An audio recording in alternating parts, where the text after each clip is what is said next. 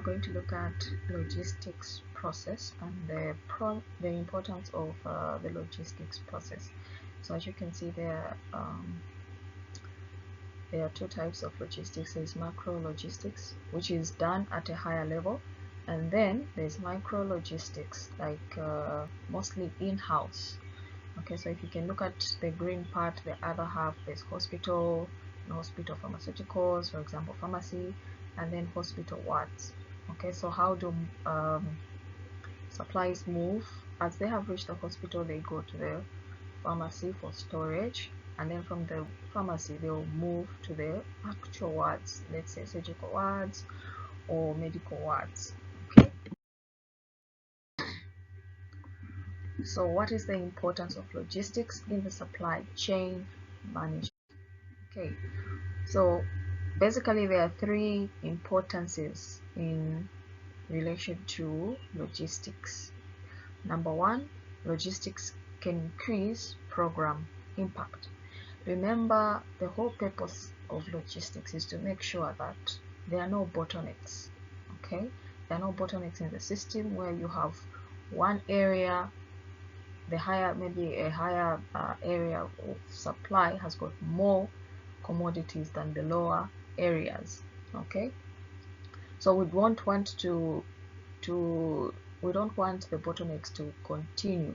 So why should the supply chain be put in place? One, we are saying it improves or increases program impact. At the end of the day, as you get your commodities, we want to make sure that the programs at a facility take place on time. Okay, remember the 6 rights. Here you can also add the 6 rights as you are explaining the importances. Okay, so if a logistics system provides a reliable supply of commodities, more people are more likely to use the health service. Clients feel more confident about the health program when they have a constant supply of commodities. So here it motivates them to seek and use the service. So for example, let's say you have programs at your facility like antenatal, okay, antenatal program where you look at mothers and all that. Then as the mothers come, okay, they're expecting, some of them maybe even those who want to become pregnant, okay, they know that they have this service that you offer at your facility. They come and listen to you. At the end of the day, they want to get those okay, they want to get a family planning, okay, service.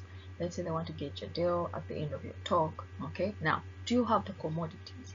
If you have the commodities, every time you have that program, this young lady maybe who came and got a family planning will call another person to come and get the service as well. Because why? You have continued supply of commodities. Okay, so if you have you want to vaccinate children, you go with your vaccines. Every time you have vaccination, the vaccines are available.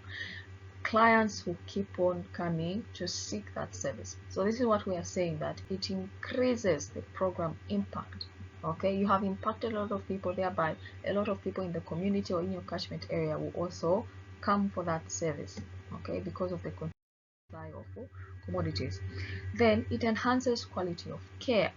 Okay, so as a facility is well stocked, as a facility is well provided with commodities, you have Panadols, you have HIV test kits, maybe you have ARV drugs, you have all these commodities. What will happen to the quality of care that you are giving to the patients? A patient comes with a wound, you are able to suture. Why? Because you have the suturing kits. Okay, a patient comes with they want ARV drugs, they get their drugs. Why? Because you have continuous supply of ARV drugs.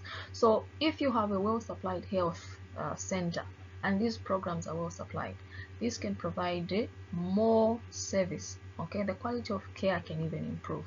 If you can compare, let's say, a private hospital. Private hospitals mostly have got a lot of equipment, they have drugs, and in comparison to our government hospitals in our countries, in some of the countries which are developing countries, you find that some government hospitals don't have the actual things to use in a ward. For example, someone comes with a wound, bleeding.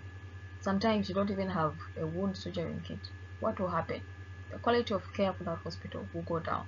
Okay, so if a program is well supplied, quality of care of the people will also improve. Okay, because all these commodities are coming at the right time, at the right place, okay, in right quantities.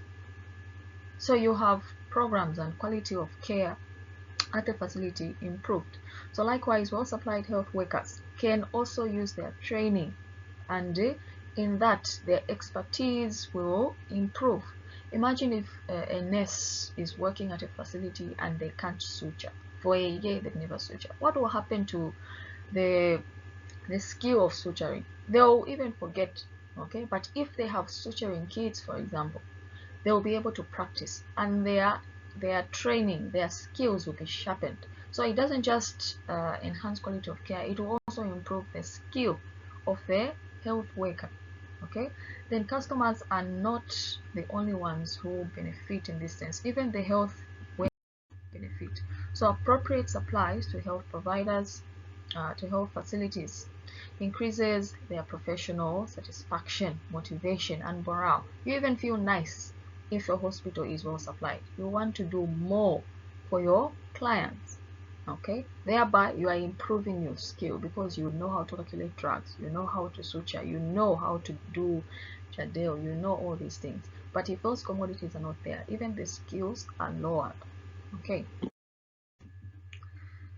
then the last importance is that it improves cost efficiency and cost effectiveness. Okay, so what is cost efficiency and what is cost effectiveness? Cost efficiency is the ability to use less resources to achieve greater output.